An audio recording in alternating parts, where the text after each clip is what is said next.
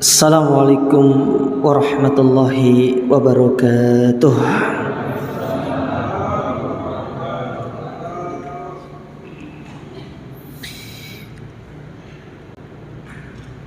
Innal hamdalillah nahmaduhu wa nasta'inuhu wa nastaghfiruh wa na'udzu billahi min shururi anfusina wa min sayyiati a'malina. من يهده الله فلا مضل له ومن يضلل فلا هادي له واشهد ان لا اله الا الله وحده لا شريك له واشهد ان محمدا عبده ورسوله اللهم انفعنا بما علمتنا وعلمنا ما ينفعنا وزدنا علما واصلح لنا شأننا كله wala takilna ila anfusina tarfata ain. Amma ba'd, kaum muslimin wal muslimat, para jamaah yang semoga senantiasa dirahmati Allah, alhamdulillah kita bersyukur kepada Allah Azza wa Jalla atas segala nikmat yang Allah berikan kepada kita di kesempatan malam hari yang berbahagia ini, sehingga dengan nikmat-nikmat tersebut Allah Ta'ala mempertemukan kita dalam majelis yang mulia ini, majelis ilmu di masjid yang mulia ini. Semoga langkah kaki kita ke tempat ini dicatat oleh Allah Ta'ala sebagai amal soleh yang akan memperberat timbangan amal kebaikan kita di akhirat kelak. Allahumma amin. Ma'asyiral muslimin, para jamaah yang dirahmati serta dimuliakan oleh Allah, salah satu nikmat yang Allah berikan kepada kita yang terkadang luput dari kita semuanya, yaitu nikmat bisa belajar. Nikmat bisa belajar ilmu agama. Kenapa belajar ilmu agama itu disebut dengan nikmat? Karena ketika banyak orang mereka menghabiskan waktu untuk berlomba-lomba dalam mengumpulkan urusan-urusan dunia, akan tetapi antum menyisihkan waktu untuk bisa terus belajar di tengah kesibukan yang antum sedang lakukan sekarang. Oleh karenanya di dalam Al-Quran Allah Subhanahu wa Ta'ala itu memuji orang-orang yang di tengah kesibukannya, di dalam dia bekerja, di dalam dia berdagang, berniaga, dia mencari nafkah, tapi dia tidak lupa untuk datang belajar, menuntut ilmu agama dalam rangka untuk dia lebih memahami tentang syariat Allah yang mulia. Allah memuji orang-orang seperti ini. Allah berfirman di dalam surat An-Nur pada ayat yang ke-37, Allah Ta'ala mengatakan, rijalun la tulhihim tijaratun wala bay'un an dzikrillah wa iqamis shalah wa itaiz zakah yakhafuna yawman tataqallabu fihi alqulub wal absar. Kata Allah Subhanahu wa Ta'ala, dan orang-orang yang mereka itu tidak dilalaikan dengan perniagaan-perniagaan dan jual beli mereka, dengan pekerjaan-pekerjaan mereka. Mereka bekerja, bukan berarti mereka diam di rumah, duduk di rumah, atau hanya datang ke masjid, tidak. Tapi mereka bekerja, mencari nafkah. Mereka pergi ke kantor, mereka pergi ke pasar untuk dagang, mereka pergi ke toko. Mungkin yang punya toko, kalau yang nggak punya toko, gimana mau pergi ke toko untuk jualan? Dengan berbagai macam kesibukan. Tapi di tengah kesibukan itu mereka luangkan waktunya untuk belajar. Nggak lama kok, sebentar. Apalagi kalau kajian maghrib sampai isya itu kan nggak sampai 1 jam. Paling ya sekitar 50 menit. Kalaupun 1 jam mungkin setelah adzan lanjut sedikit mungkin. Setelah itu sholat, dia bisa terus melanjutkan pekerjaannya. Nah, Allah katakan tentang mereka itu tidak dilalaikan dari berzikir kepada Allah, dari dia melaksanakan salat, dari mengeluarkan zakat. Kenapa semua itu dia lakukan? Karena dia takut tentang satu hari di mana hati dan penglihatan itu akan menjadi guncang. Itulah hari kiamat.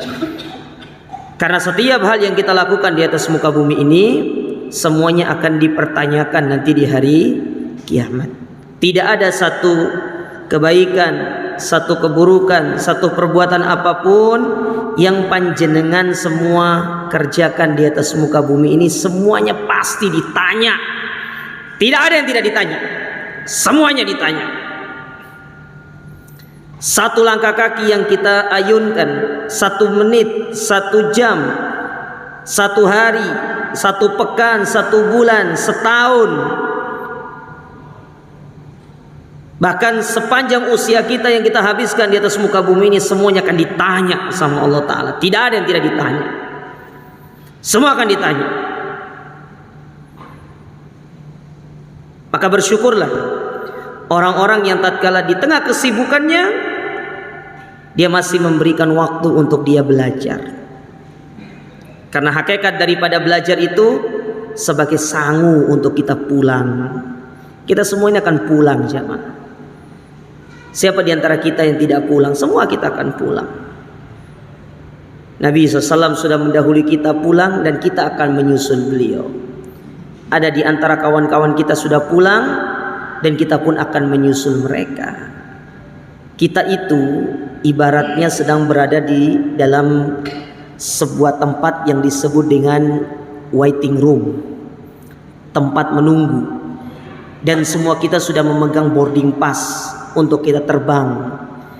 Kita akan meninggalkan tempat itu dan kita akan terbang menuju ke tujuan kita. Itulah kampung akhirat kita. Maka ilmu itu merupakan salah satu sangu kita, bekal kita untuk kita pulang bertemu dengan Allah Subhanahu wa ta'ala. Oleh karenanya saya wasiati diri saya dan kepada antum semua, tetap semangat di dalam belajar, tetap semangat di dalam menuntut ilmu, luangkan waktu, karena demikianlah cara kita untuk mengumpulkan sangu kita untuk bertemu dengan Allah Subhanahu wa ta'ala. Ma'asyiral muslimin, ikhwani fiddin, a'azzakumullah. Tema kita pada kesempatan yang berbahagia ini yaitu renungkanlah sebelum terlambat. Renungkanlah sebelum terlambat.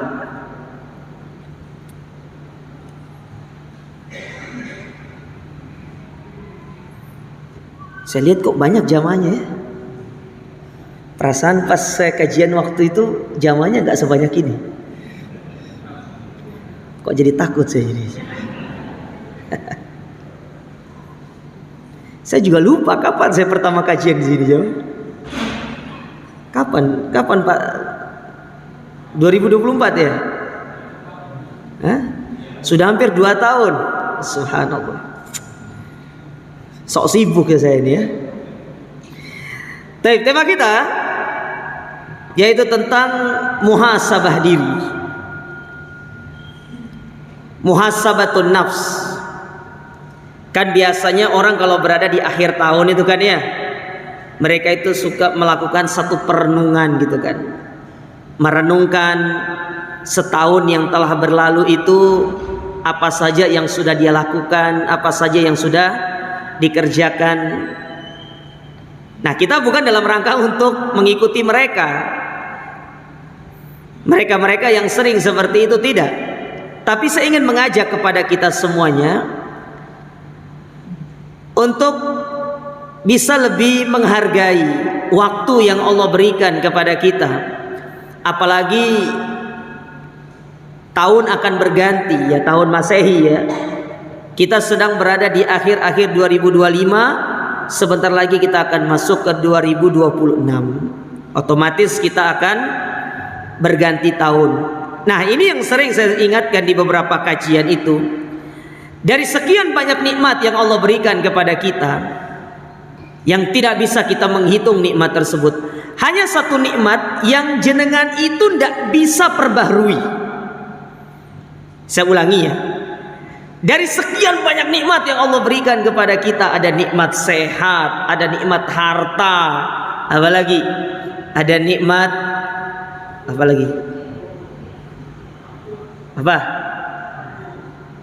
Waktu, terus ya banyak lah ya, punya teman segala macam. Dari sekian banyak nikmat itu, hanya satu nikmat yang tidak bisa jenengan perbarui. Itulah nikmat usia atau nikmat waktu. Sekarang kita berada di akhir 2025. 2 hari lagi kita masuk 2026. Pertanyaan saya nih, bisa nggak jenengan kembali ke tanggal 1 Januari 2025? Nggak bisa. Karena dia datang itu sekali seumur hidup. 2025, 2024 itu datang sekali seumur hidup. Sementara yang akan terus datang ke depan itu adalah waktu-waktu yang terus berlalu maju menuju kepada akhir daripada kehidupan kita di dunia. Oleh karenanya Al Hasan Al Basri, beliau itu pernah mengingatkan kepada kita dalam sebuah ungkapan beliau yang sangat indah. Beliau mengatakan, ya bena Adam, wahai anak Adam, innama anta majmu'atu ayyam, sesungguhnya engkau itu adalah kumpulan dari hari-hari. Kalian itu adalah kumpulan dari hari-hari. Idza dzahaba yaumun dzahaba ba'du. Kalau satu hari pergi dari kalian, maka ketahuilah ada bagian dari anggota tubuh kalian yang telah pergi meninggalkan kalian. Dan tatkala hari-hari tersebut sudah sempurna, artinya sudah genap seluruhnya waktu kalian di dunia ini, maka itulah ending daripada usia kalian, dan seluruh tubuh kalian sudah siap untuk dibawa menuju liang lahatnya. Misalkan nih, ada di antara kita yang usianya ditakdirkan Allah 65 tahun. Mungkin sekarang antum baru usia 50 tahun. Dari 50 ke 65 tinggal 15 tahun. Artinya kalau 15 tahun tinggal berapa persen gitu kan? Tinggal dipersentasekan saja. Nah, itu kalau diibaratkan dengan tubuh kita, tinggal berapa bagian tubuh yang tersisa dari kita. Tatkala semuanya sudah selesai, sudah habis, maka kita sudah siap untuk dibawa ke liang lahat. Oleh karenanya, Allah Subhanahu wa taala telah mengingatkan kepada kita tentang masalah ini dalam firman-Nya, dalam ayat yang masyhur yang mungkin semua di antara kita hafal tentang ayat ini. Dalam surat Al-Hasyr pada ayat yang ke-18, Allah Subhanahu wa taala berfirman, "Ya ayyuhalladzina amanu ittaqullaha wal tanzur nafsum ma qaddamat lighad wattaqullaha innallaha khabirum bima ta'malun." Kata Allah Subhanahu wa taala, wahai orang-orang yang beriman, bertakwalah kalian kepada Allah, dan hendaklah setiap jiwa itu memperhatikan apa yang dia siapkan untuk hari esok. Bertakwalah, dan sesungguhnya Allah Ta'ala itu mengetahui apa yang kalian kerjakan. Perhatikan ayat ini jemaah. Ketika para ulama menjelaskan kepada kita, oh ini hujan ya, Masya Allah, Allahumma shayban nafi'. Berarti antum kajian diguyuri dengan rahmat jemaah. Nanti setelah ini pulang gak usah pakai jas hujan.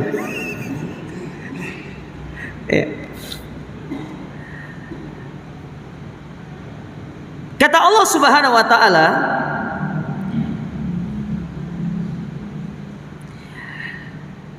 di situ Allah mengatakan, hendaklah setiap jiwa memperhatikan apa yang disiapkan untuk hari esok.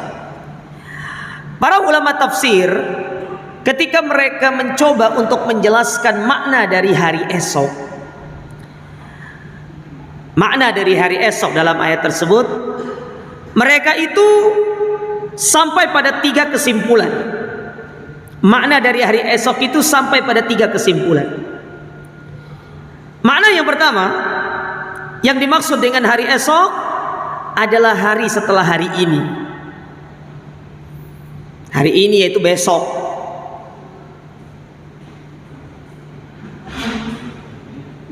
Apa maksudnya besok? Yaitu Allah ingin mengingatkan kepada kita, wahai manusia, besok itu kalian mau ngapain? Apa yang sudah kalian siapkan untuk kalian kerjakan hari esok? Saya mau tanya sama jenengan. Jenengan besok sudah ada planning, Pak, Bu? Bu, Ibu? Besok sudah ada planning belum? Sudah ada. Saya mau tanya dari hal yang mendasar. Besok jenengan mau sarapan apa? Pasti sudah ada gambaran dong, ya toh? Besok jenengan mau sarapan apa? Saya mau tanya. Ayo Bu, pecel terus, soto terus, apa lagi?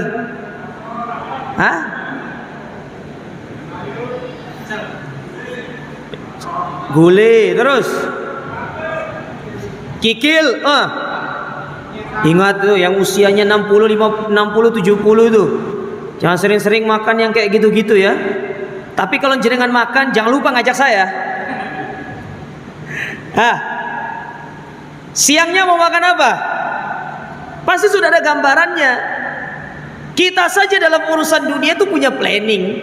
Kita mau ngapain besok, makanan apa yang ingin kita masak, sarapannya apa, makan siangnya apa, makan malamnya apa.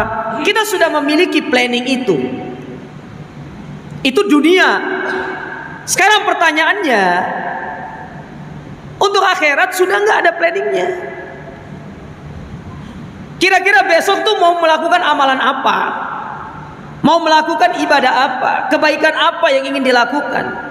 Pernah nggak kita itu berpikir tentang masalah seperti itu? Karena kebanyakan kita itu selalu mempersiapkan hanya untuk urusan dunia kita. Besok kita akan begini, bangun jam sekian. Ya, karena anak masih libur sekolah, jadi ada waktu untuk pergi lari sebentar atau sekedar jogging sebentar, sekedar untuk jalan sebentar. Nanti setelah itu berangkat ke kantor, pergi kerja begini. Nanti makan siang di sini, nanti begini. Ada meeting sekian, semua tercatat rapi, urusan dunia. Pertanyaannya, urusan akhirat nggak seperti itu nggak? Sudah nggak tercatat dalam planning kita? Besok itu kita mau sholat duha jam berapa? Kita mau baca Quran berapa? Kita mau sedekah berapa?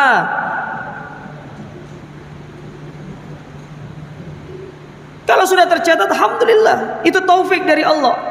Kalau belum, hati-hati. Kalau belum ada dalam diri kita pemikiran-pemikiran seperti itu, hati-hati. Itu menunjukkan kita tidak punya persiapan untuk menghadapi hari esok. Oleh karenanya, di antara salah satu pelajaran disebutkan oleh para ulama, kenapa ketika kita mau tidur, doa yang kita baca itu adalah Bismikallahumma amutu wa ahya. Dengan namamu ya Allah aku mati kemudian aku hidup. Kenapa enggak aku hidup baru aku mati? Kenapa mati dulu baru hidup?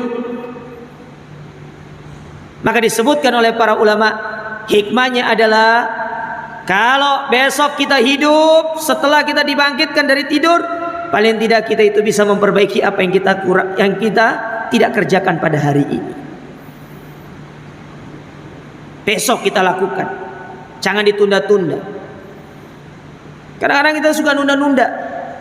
Makanya Allah tegaskan melalui ayat ini, wal tanzur nafsum ma qaddamat lighad. Wahai manusia, besok kalian mau ngapain? Amalan apa yang mau dikerjakan? Itu pertama. Yang kedua, yang dimaksud dengan hari esok itu adalah hari di mana kita akan diletakkan di dalam liang lahat. Orang-orang yang pergi mengantar kita, pergi meninggalkan kita, datanglah dua malaikat untuk bertanya kepada kita. Sudahkah kita mempersiapkan jawabannya sebelum hal itu datang kepada kita? Ustaz, pertanyaannya kan gampang Ustaz. Siapa Tuhanmu? Siapa nabimu? Apa agamamu? Iya, di dunia. Tapi berbeda ketika di alam kubur. Kata Nabi SAW dalam sebuah hadis, ketika menceritakan orang-orang munafik yang mereka hidup bersama Nabi SAW, lalu kemudian mereka mati, dimasukkan ke dalam liang lahat. Apa kata Nabi SAW tentang mereka? Malaikat datang bertanya kepada mereka, Maka ketika mereka ditanya, "Man rabbuka?" Siapa Tuhanmu? Apa jawaban orang munafik itu yang tinggal bersama Nabi, hidup bersama Nabi, bahkan sholat ikut bersama Nabi? Mereka mengatakan, samitun nas yaqul. Aku pernah dengar manusia ngomong apa, tapi aku lupa. Aku lupa. Padahal mereka hidup bersama Nabi, mereka tinggal bersama Nabi, mereka ibadah bersama Nabi. Kenapa mereka bisa lupa? Karena mereka tidak ditolong sama Allah Ta'ala. Andaikan nih, besok kita ditanya, kira-kira jenengan mau jawab apa?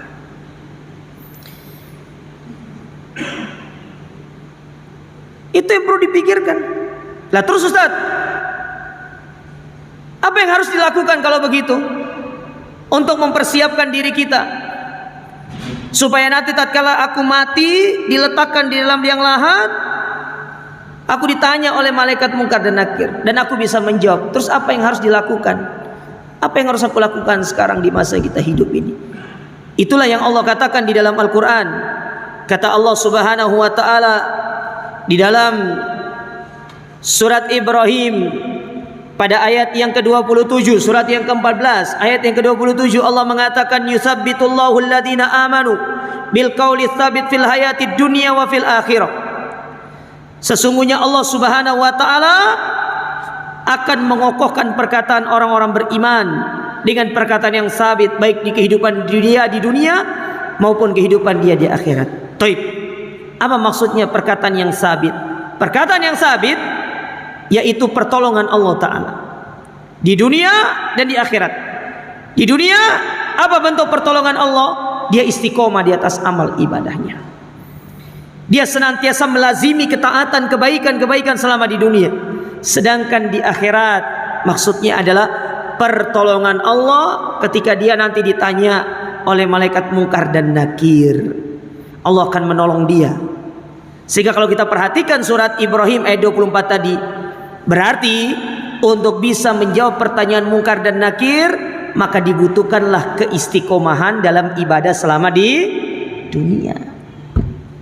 Jadi kalau kepingin besok tuh bisa jawab pertanyaan mungkar nakir, berarti mulai dari sekarang senantiasa belajar untuk istiqomah di atas ketaatan. Renungkan ini jamaah sebelum terlambat, supaya nanti tidak menyesal. Loh Ustaz, memang ada yang menyesal? Banyak.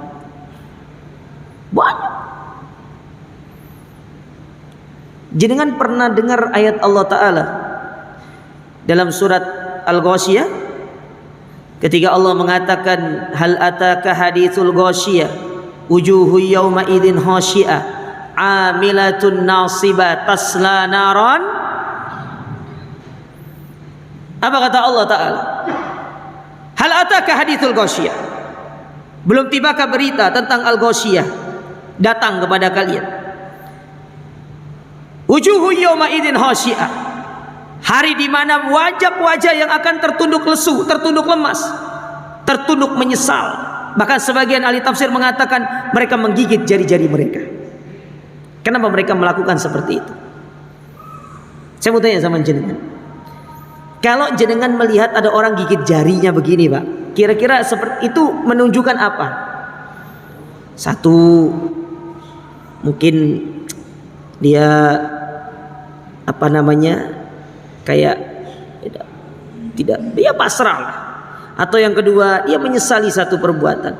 Yang ketiga, bisa jadi karena dia melakukan hal yang membuat dia tidak mendapatkan apa-apa. Nah, itulah gambaran orang-orang di akhirat. Dia gigit jarinya, dan ini menunjukkan penyesalan dia. Kenapa di dunia dulu dia tidak istiqomah, dia tidak melazimkan dirinya di atas ketaatan. Maka kemudian Allah mengatakan, amilatun nasibah. Banyak orang-orang yang capek beribadah, capek bekerja, capek melakukan ketaatan. Ternyata dia pun masuk ke dalam api neraka. Banyak orang-orang menyesal.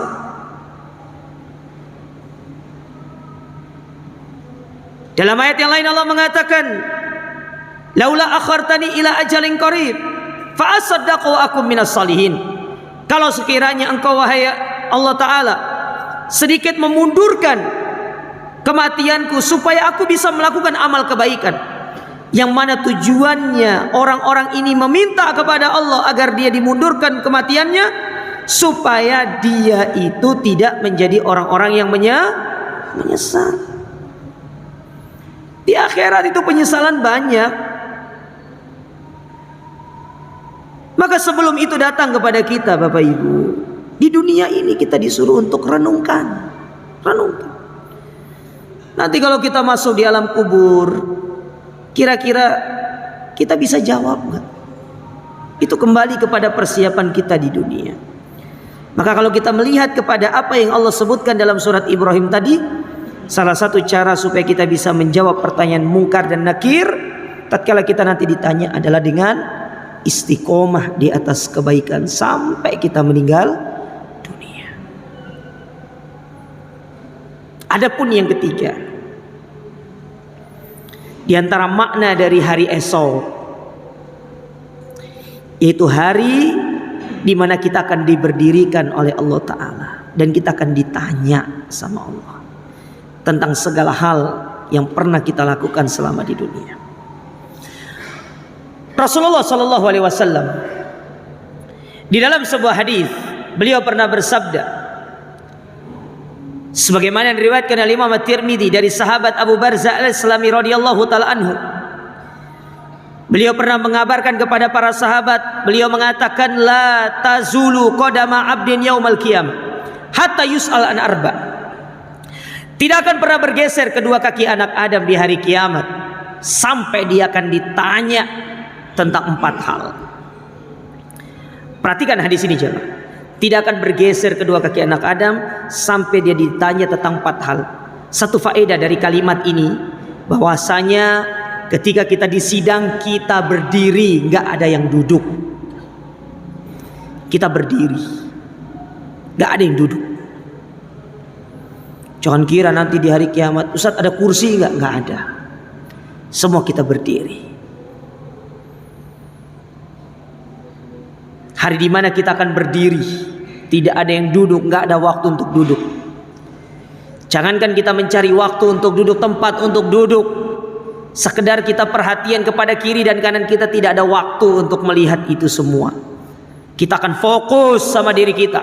Kita akan memikirkan bagaimana kita bisa selamat, bagaimana kita bisa melewati sirat, bagaimana kita melewati hisab, bagaimana kita bisa meletakkan kedua kaki kita di dalam surga. Itu yang ada dalam pikiran kita. Makanya Allah Ta'ala menggambarkan hari tersebut dengan mengatakan, yauma yafirrul mar'u min akhi. Hari di mana orang itu akan lari dari saudaranya, wa ummihi wa abi, dari ibu bapaknya, wa sahibatihi wa bani, dari istri dan anak-anaknya, dari pasangannya, dia lari. Apa kata mereka ketika didatangi oleh orang-orang terdekat? Likulli imri'im minhum yauma idzin sya'nu yughni. Hari ini kita punya urusan sendiri-sendiri. Gak peduli kita. Kita tidak akan peduli dengan istri kita, dengan anak kita, dengan suami kita, dengan orang tua kita. Mungkin di dunia kita peduli dengan mereka hari ini. Orang tua peduli sama anaknya, anak peduli dengan orang tuanya, saudara peduli dengan saudaranya, kerabat peduli dengan kerabatnya, teman peduli dengan temannya. Tapi di hari kiamat tidak ada semua itu. Sendiri-sendiri kita.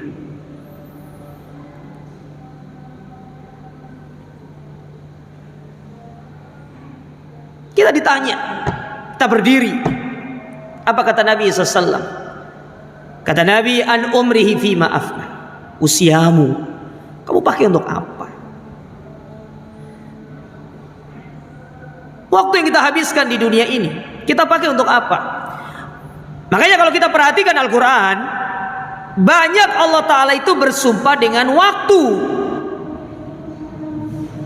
Dan sebagaimana kata para ulama tafsir, sebagaimana mereka menyebutkan dalam kaidah tafsir, ketika Allah bersumpah dengan sesuatu, berarti sesuatu itu penting untuk diperhatikan. Coba lihat dalam juz 30 itu, berapa banyak Allah mengawali surat itu dengan bersumpah menyebut waktu. Ada wal asr, wad duha, wal lail, wal fajr, banyak. Yang mana semua itu memberi isyarat kepada kita Kalau waktu itu mahal, waktu itu penting. Waktu itu tuh bukan perkara yang sepele. Oleh karenanya kata Imam Ibnu Hajar di dalam kitabnya Fathul Bari, ketika beliau menyebutkan tentang hadis Nabi SAW, ni'matani maghbunun fihima katsirun minan nas, dua nikmat yang sering dilalaikan oleh manusia, yaitu waktu luang dengan kesehatan. Kata Ibnu Hajar, dua nikmat ini adalah modal manusia hidup di dunia ini yang Allah berikan. Yang pertama waktu, yang kedua adalah sehat. Kita kalau masih punya waktu, kita masih memiliki kesempatan untuk mengumpulkan amal. Yang kedua, kalau kita sehat, ibadah kita lebih baik daripada ketika kita sedang sakit. Ibadah kita sedang sakit. Kalau kita sakit, ibadahnya nggak enak. Tapi kalau kita sehat, tubuh kita fit, ibadah kita nyaman. Nggak usah kita sakit parah-parah lah jamaah. Antum sakit gigi saja, gimana rasanya sholat sambil sakit gigi? Hah? Lebih baik sholat sakit gigi atau sakit hati? Hah? Nggak usah dua-duanya. Bu Ibu, jenengan itu kalau disuruh pilih sakit hati atau sakit gigi? Hah? Harus milih sakit hati atau sakit gigi. Kalau saya lebih baik sakit hati daripada sakit gigi. Nah, sakit gigi nggak iso mangan pecel bu, tapi kalau sakit hati masih bisa makan ya. Betul bu?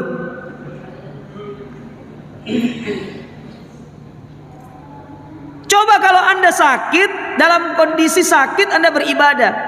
Tadi sakit gigi. Yang kedua, coba bagaimana rasanya Anda sholat tapi sambil pilek. Saya mau tanya tuh, yang sering pilek tapi sholat, kemana-mana bawa tisu, nggak fokus sudah dengar imam ini baca apa. Coba pas waktu orang itu pilek pak, antum ketemu sama jamaah yang pilek, habis sholat tanya, Pak tadi imam baca apa? Nggak tahu dia, karena dia sibuk begitu, sudah nggak fokus sudah sama apa yang dibaca sama imam. Makanya kenapa nikmat ini penting? Waktu itu ditanya sama Allah. Makanya kita yang diberikan waktu oleh Allah Ta'ala itu gunakanlah dengan sebaik-baiknya, karena semuanya akan ditanya sama Allah. Jangan dibuang-buang, waktu ini mahal. Dahulu para ulama, mereka itu kalau dalam masalah harta mereka royal, tapi kalau dalam waktu mereka itu adalah orang-orang yang pelit. Sampai pernah disebutkan ada seorang ulama yang bilang ke istrinya, kalau engkau memberikan aku makanan, berikanlah aku makanan yang tidak menghabiskan banyak waktu untuk aku memakan tersebut. Akhirnya apa yang dilakukan istrinya? Diberikan makanan yang sifatnya itu kayak semacam bubur, supaya kalau dimakan tidak perlu sambil ngunyah, bisa langsung ditelan, karena ngunyah itu menghabiskan banyak. Kalau kita memang beda, memang kita makan itu menghabiskan banyak. Apalagi kalau dagingnya alot ya mah. Ya. Cuma ada daging yang kalau kita makan itu nggak terasa, 3-4 jam waktu kita habis kita makan daging tersebut. Tahu apa ibu-ibu? Memakan daging saudara.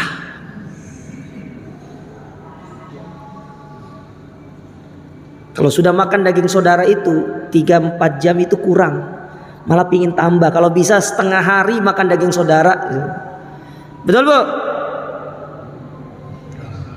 Kamu jawab ibu-ibunya. Itu tandanya benar itu. Yang kedua, ditanya sama Allah, an syababihi fima abla, masa mudamu untuk apa kamu habiskan?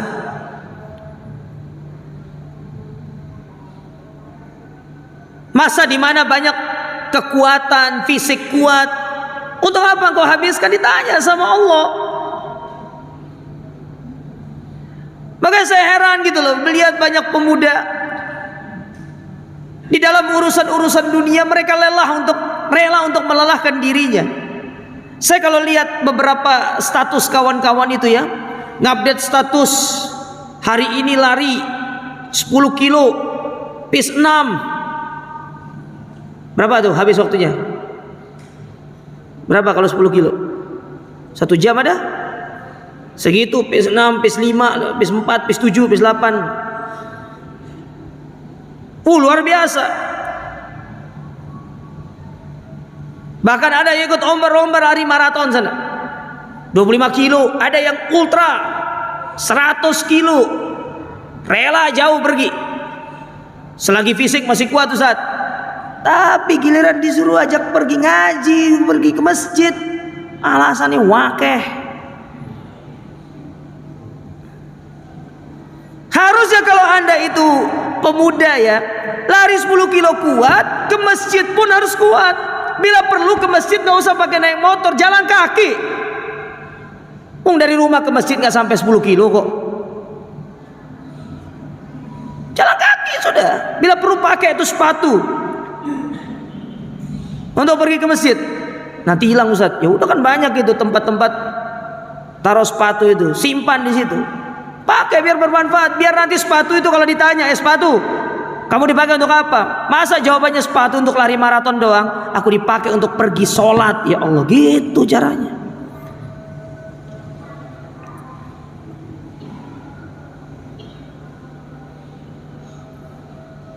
Ditanya sama Allah. Loh, kenapa masa muda itu ditanya? Karena itu adalah masa di mana kita ini memiliki kekuatan yang sempurna.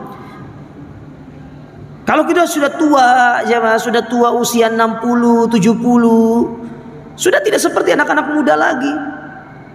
Anak muda itu kalau dalam kondisi fisik yang sempurna ya, yang tidak ada cacat segala macam, dia memiliki ketahanan tubuh yang luar biasa. Beda sama yang sudah tua berumur. Kadang-kadang yang sudah tua ini baru minum yang dingin-dingin dikit aja sudah pilek, sudah ini segala macam. Beda sama yang muda. Makanya ketika kita masih muda, gunakan untuk beribadah kepada Allah. Karena itu akan ditanya sama Allah Ta'ala. Lalu kemudian yang ketiga, harta ditanya sama Allah.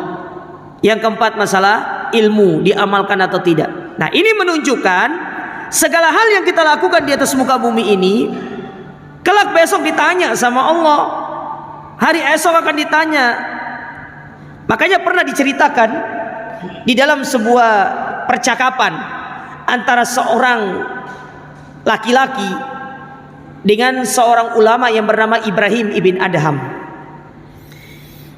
Jadi si laki-laki ini, dia datang kepada Ibrahim ibn Adham ini dengan mengatakan, "Ya Ibrahim ibn Adham, aku kepingin melakukan satu kemaksiatan. Bagaimana pendapatmu kalau aku melakukan satu maksiat?" Kata Ibrahim, "Gak apa-apa kalau kamu ingin bermaksiat, tetapi kamu harus menjawab 5 pertanyaanku. Kalau kamu bisa menjawab ke 5 pertanyaanku, kalau kamu ingin bermaksiat silakan. Aku tidak akan melarangmu. Silakan kalau kamu ingin melakukan kemaksiatan apapun. Yang penting kamu jawab 5 pertanyaanku." Yang pertama, kata beliau, kata Ibrahim kepada laki-laki ini, "Kalau kamu kepingin bermaksiat, carilah tempat di muka bumi ini yang tidak diawasi oleh Allah Ta'ala." Ada Pak, Bu? Tempat yang tidak diawasi oleh Allah. Kira-kira di mana coba?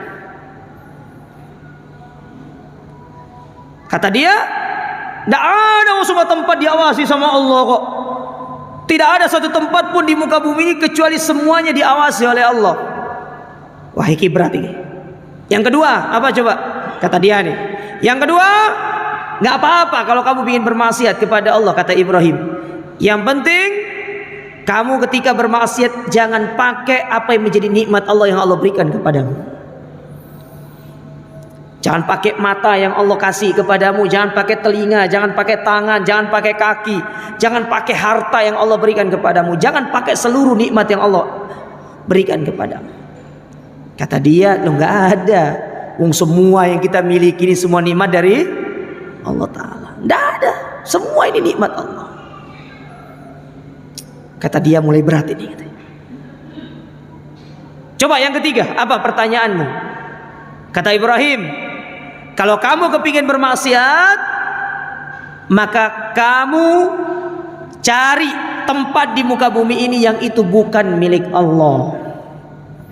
Cari dari seluruh permukaan bumi ini, mana yang bukan milik Allah Subhanahu wa ta'ala. Kalau kamu bisa menemukan tempat itu, kamu bermaksiat di situ. Karena itu bukan milik Allah, berarti Allah tidak berhak untuk menghukummu. Karena kamu bermaksiat di tempat yang bukan miliknya. Kata dia, tidak ada. Semua ini juga milik Allah Ta'ala. Apa yang ada di langit dan ada di bumi semua milik Allah. Lillahi ma fis samawati wa ma fil ard. Bagi Allah Ta'ala, kepemilikan Allah Ta'ala, semua milik Allah. Apa yang ada di langit dan yang ada di bumi. Kata dia, yang keempat apa? Yang keempat, kata Ibrahim, kalau kamu kepingin bermaksiat, maka kamu harus bisa memastikan malaikat maut datang mencabut nyawamu sebelum atau setelah engkau bertobat. Jadi engkau harus bisa negosiasi sama malaikat maut itu. Sebelum engkau dicabut nyawanya, tobat dulu. Masalahnya kita tidak tahu kapan malaikat maut datang sama kita. Kadang-kadang kita aja nggak ngerti kok malaikat maut itu datang kapan. Kita tidak pernah dikirimi WA, nggak pernah dikirimi SMS. Ada di antara jenengan yang punya nomornya malaikat maut? Bu, ibu, ada bu? Punya nomor WA-nya malaikat maut? Jangan-jangan yang ada di kontak ibu tuh nomor tukang nagih kredit itu? Nggak ada. Makanya pernah disebutkan di dalam sebuah riwayat, para ulama mengatakan ini diantara riwayat Israiliyat, ketika seseorang atau salah seorang diantara para nabi itu bertanya kepada malaikat maut, wahai malaikat maut, apakah engkau ketika mau datang kepada manusia untuk mencabut nyawanya, kamu mengirim kepada mereka sinyal, kamu mengirim kepada mereka tanda-tanda kalau kamu mau datang? Kata malaikat maut, iya, aku mengirimkan kepada mereka tanda-tanda, tapi banyak di antara manusia yang tidak paham tentang tanda itu. Maka disebutkan oleh salah seorang daripada nabi ini mengatakan, apa itu tandanya? Maka malaikat maut mengatakan, di antara tanda yang aku kirim kepada mereka, dan banyak di antara mereka yang tidak sadar dengan tanda ini, itulah uban yang ada pada diri mereka. Kita kadang-kadang tidak sadar uban yang tumbuh di kepala, yang tumbuh di jenggot kita, itu adalah isyarat kalau kita ini akan mati. Kita akan pergi meninggalkan dunia ini. Loh Ustaz, gimana kalau orang baru lahir sudah ubanan Ustaz? Sudah putih semua rambutnya, berarti sejak lahir dia sudah diingatkan sama malaikat maut itu. Bu, ibu punya uban bu? Punya? Hati-hati loh bu. Aku kirim uban, tapi banyak di antara manusia tidak sadar tentang uban itu. Dianggap itu hanya sekedar, oh ini kan hormon, perubahan hormon yang ada pada tubuh manusia. Karena dia sudah berusia dari muda menjadi tua. Padahal di balik uban itu ada isyarat. Itu merupakan tanda-tanda.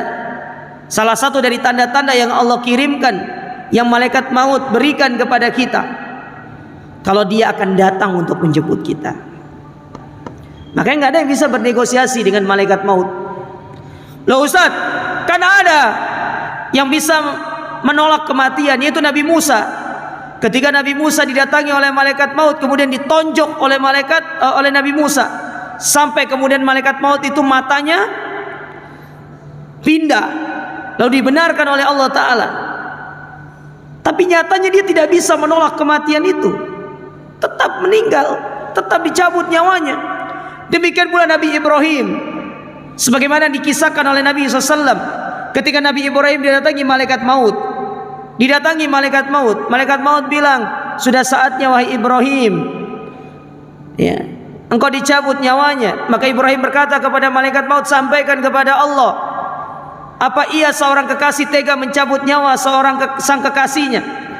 Maka malaikat maut datang bertemu dengan Allah. Allah pun membalas ucapan Ibrahim dengan mengatakan, sampaikan kepada Ibrahim, apakah seorang kekasih tidak rindu ingin bertemu dengan kekasihnya? Maka datang kepada Ibrahim dengan mengatakan demikian. Kata Ibrahim, kalau begitu cabutlah nyawaku, aku rindu ingin bertemu dengan kekasihku. Makanya kan Nabi ketika mau meninggal dunia, Nabi kita itu diberikan dua pilihan. Yang pertama, mau tetap hidup lama di dunia, atau yang kedua, ar-rafiqul a'la, bertemu dengan kekasihmu yang ada di langit. Maka Nabi mengatakan ar-rafiqul a'la, aku kepingin ketemu sama Allah Ta'ala di langit. Dicabutnya. Adzan ya? Belum? Jam berapa? Hah? Kok lama ya? Taib jawab. Adzan ya jemaah. Nanti pas saya ngomong tiba-tiba bunyi belnya itu kan? Nah itu belum.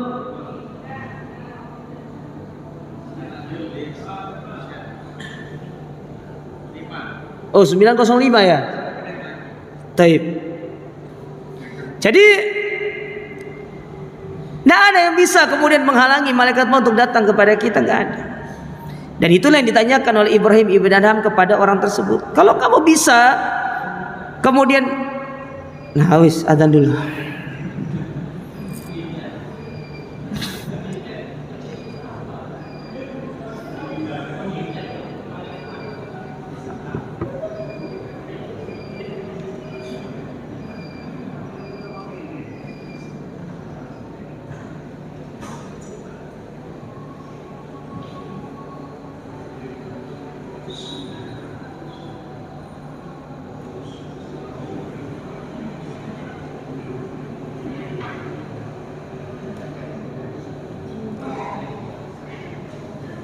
Allahu Akbar,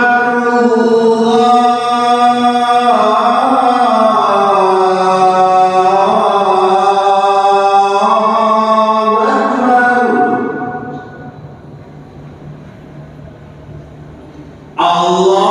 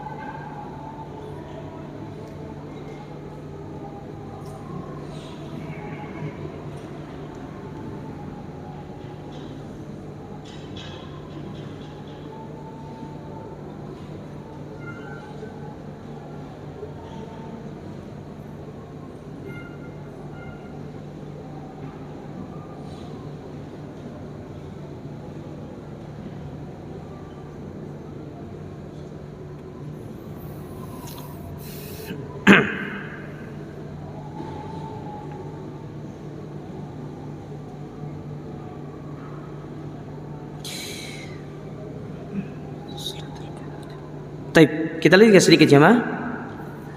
Kemudian pertanyaan yang terakhir tadi, bahwasanya kita akan berdiri di hadapan Allah Ta'ala. Semua akan kita ditanya. Ya, ditanya apa yang kita lakukan, apa yang kita kerjakan. Nah, oleh karenanya kita perlu untuk mempersiapkan diri. Kita merenungkan diri kita.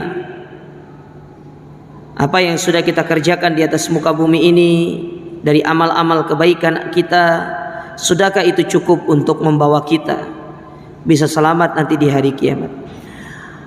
Oleh karenanya kata para ulama, di antara perkara-perkara yang mungkin bisa kita upayakan agar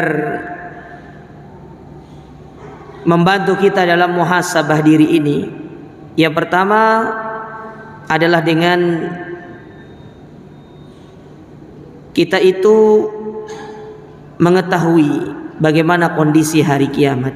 Ini perlu ilmu, yang mana semua orang itu akan disidang satu persatu oleh Allah di hari kiamat, termasuk kita akan disidang oleh Allah Subhanahu wa Ta'ala. Maka dengan kita mengetahui bagaimana kondisi hari kiamat, itu yang bisa membantu kita untuk bermuhasabah diri, mempersiapkan diri kita, membantu kita untuk merenungkan kehidupan ini. Amalan apa yang sudah kita siapkan, kebaikan apa yang sudah kita kumpulkan. Karena banyak sekali kebaikan-kebaikan yang kita lalaikan, yang luput dari kita. Bahkan kita cenderung meremehkan. Padahal Nabi SAW di dalam sabda beliau mengatakan, la tahkiranna minal ma'rufi syai'. Segala macam bentuk kebaikan itu jangan diremehkan, meskipun kebaikan itu hanya berupa senyuman yang engkau lemparkan kepada saudaramu. Karena kebaikan yang kecil itu bisa menjadi sebab kita diselamatkan oleh Allah Ta'ala nanti di hari kiamat. Kita belajar dari bagaimana seorang wanita yang dia dengan baik hati memberikan minum kepada seekor anjing. Itu kebaikan yang remeh. Padahal hewan yang ditolong itu adalah hewan yang najis. Tapi karena kebaikan yang dia lakukan, Allah membalas itu dengan surga.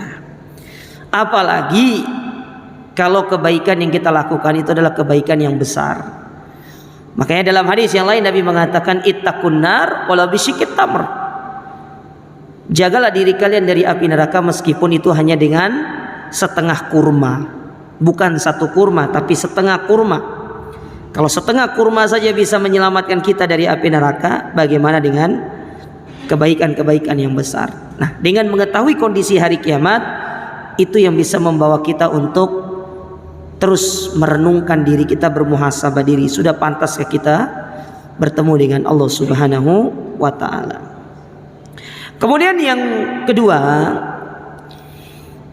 di antara perkara yang bisa membantu kita untuk merenung ini jemaah, atau bermuhasabah diri, merenungkan diri kita ini, yaitu dengan kita sering-sering mentadabburi Al-Quran, terutama ayat-ayat yang berbicara tentang kisah-kisah orang-orang terdahulu. Bagaimana Allah Subhanahu wa Ta'ala menceritakan orang-orang terdahulu. Seperti kisahnya Fir'aun, kisahnya Qarun. Dari kisah tersebut kita bisa mengambil pelajaran, sehingga itu bisa menjadikan kita untuk senantiasa bermuhasabah diri. Ya. Ketika muncul kesombongan dalam diri kita, lihat bagaimana Fir'aun. Ketika muncul dalam diri kita rasa tamak terhadap urusan dunia, terhadap harta, lihat bagaimana Allah menjadikan Qarun. Ketika muncul dalam diri kita ya sifat hasad, lihat bagaimana iblis. Allah jadikan yang tadinya hidup di surga kemudian menjadi penghuni neraka yang kekal abadi. Semua itu bisa membantu kita untuk muhasabah diri. Kemudian yang ketiga, ya, yaitu dengan kita bisa melakukan ziarah kubur. Berziarah kubur supaya kita ingat mati kalau kita di dunia ini tidak lama. Sehingga tatkala kita sadar diri kita tidak lama, waktu yang singkat ini kita bisa maksimalkan dengan sebaik-baiknya untuk memperbanyak amal-amal ketaatan. Fudail bin Iyad pernah bertemu dengan seseorang yang telah mencapai usia 60 tahun. Lalu Fudail mengatakan kepada orang ini, kata Fudail, berapa usiamu? Kata dia 60 tahun. Kemudian kata Fudail, sebentar lagi kamu akan sampai menuju ajalmu. Maka kata orang ini, innalillahi wa inna ilaihi rajiun. Maka Fudail bertanya kepada dia, kamu beristirja, kamu mengerti enggak apa yang kamu ucapkan? Kata dia, coba jelaskan kepadaku apa yang dimaksud dengan kalimat istirja tadi. Maka Fudail mengatakan, innalillahi wa inna ilaihi rajiun. Sesungguhnya kita milik Allah.